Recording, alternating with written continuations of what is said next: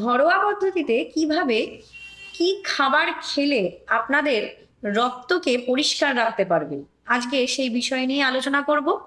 এই খাবারগুলো আপনাদের বাড়ির মধ্যেই থাকে, তো আপনারা এইগুলো খেলে অবশ্যই অনেক ভালো থাকবেন। আর আপনাদের অজান্তেই আপনাদের রক্তকে দূষণ মুক্তও রাখতে পারবেন। তো ফার্স্টেই বলবো এমন একটি খাবার যেগুলো রোজ রান্নায় আপনাদের দরকার হয়, সেটা হচ্ছে আদা।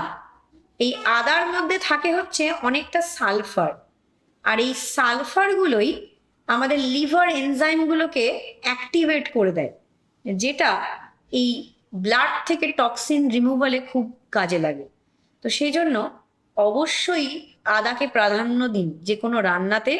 আর আপনাদের চায়ে মিশিয়েও আপনারা আদা খেতে পারেন, বা আদার জলও খেতে পারেন।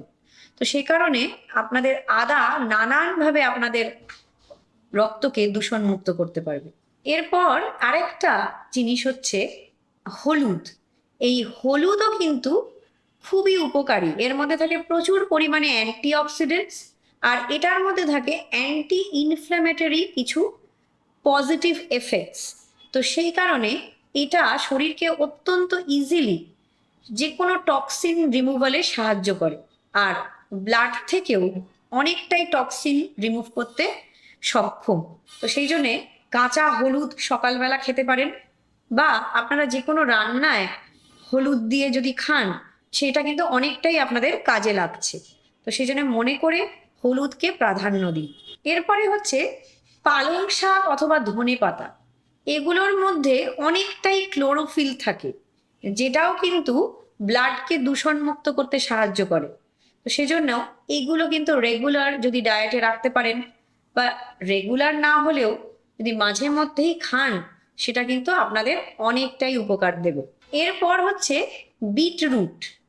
তো এই বিট কিন্তু অনেকটাই অ্যান্টিঅক্সিডেন্ট সমৃদ্ধ, আর এর মধ্যে থাকে নাইট্রেটস। এইগুলোও কিন্তু ব্লাডকে পিউরিফাই করতে সাহায্য করে, মানে ব্লাড থেকে টক্সিনস রিমুভ করতে সাহায্য করে।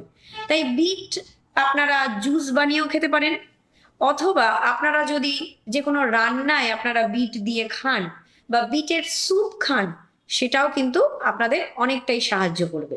এরপরে হচ্ছে লেবু। এই লেবু তো আমরা সবাই জানি খুবই টেস্টি, আর খেলেও একটা তরতাজা লাগে যদি আপনারা লেবুর জুস খান এই গরমকালে বিশেষভাবে। আর যদি লেবু যে কোনো রান্নায় দিলে তার রান্নার টেস্ট অন্যরকম হয়ে যায়। তো সেই জন্য লেবুকে তো অবশ্যই প্রাধান্য দেবেন, কিন্তু হয়তো আপনারা জানতেন না লেবু কিন্তু লিভার এনজাইমকে বুস্ট করে, যাতে ইউরিনের মাধ্যমে বা সোয়েট মানে ঘামের মাধ্যমে এই টক্সিনস গুলো শরীর থেকে বেরিয়ে যেতে পারে। এরপর বলবো আপেল। এই আপেলও কিন্তু খুবই একটা সুস্বাদু ফল, কিন্তু রোজ হয়তো মনে করে খাওয়া হয় না, বা মাসে হয়তো একবার কি দুবার খেলেন। কিন্তু এই আপেল দিয়ে বিভিন্ন রকম রান্নাও হয়, যে কোনো রকম আপনারা কাস্টার্ড বানাতে পারেন, এমনি নর্মাল কেটে খেতে পারেন, আপেলের জুস খেতে পারেন। কিন্তু এই আপেলের মধ্যে থাকে হচ্ছে ফাইবার আর পেকটিন। এগুলো এই ব্লাডের মধ্যে যে টক্সিনস গুলো আছে সেগুলোকে বাইন্ড করে নেয়, মানে ধরে নেয়, ধরে শরীর থেকে বার করে দেয়। তো বুঝতে পারছেন তো, আপেল কিন্তু শুধুই খেতে ভালো নয়, এর শরীরে প্রচুর কাজও আছে, যেটা শরীরকে অনেকভাবে উপকৃত করে। তো সেই জন্য আপেলকে মনে করে করে খান, হয়তো রোজ হবে না, কিন্তু সপ্তাহে অন্তত 2-3 বার রাখুন। এরপর বলবো অবশ্যই গ্রিন টি। এই গ্রিন টির মধ্যেও কিন্তু অনেকটা অ্যান্টিঅক্সিডেন্ট থাকে, এটাকে ক্যাটেকিনও বলা হয়। তো সেই এই ক্যাটেকিন গুলো কিন্তু শরীরকে ডিটক্সিফাই করে, আর ব্লাড একদম সুন্দরভাবে পিউরিফাই হয়ে যায়। তো সেই জন্য অতিমাত্রায় নয়, ভালো মানেই যে অতিমাত্রায় গ্রিন টি খেতে থাকবেন তা নয়, দিনে 2 বার রাখতেই পারেন।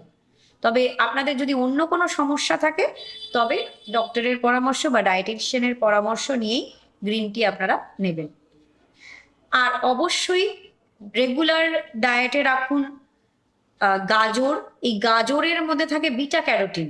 এই বিটা ক্যারোটিনও কিন্তু লিভার এনজাইমস গুলোকে সাহায্য করে, যাতে ব্লাড থেকে টক্সিনস রিমুভ হয়ে যায় ইজিলি, আর ব্লাড অতি সহজেই দূষণমুক্ত হতে পারে।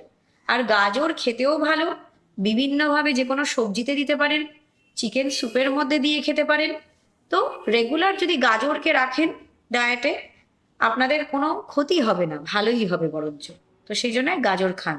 এরপর এই গ্রীষ্মকালীন একটা ফল যেটা হচ্ছে তরমুজ।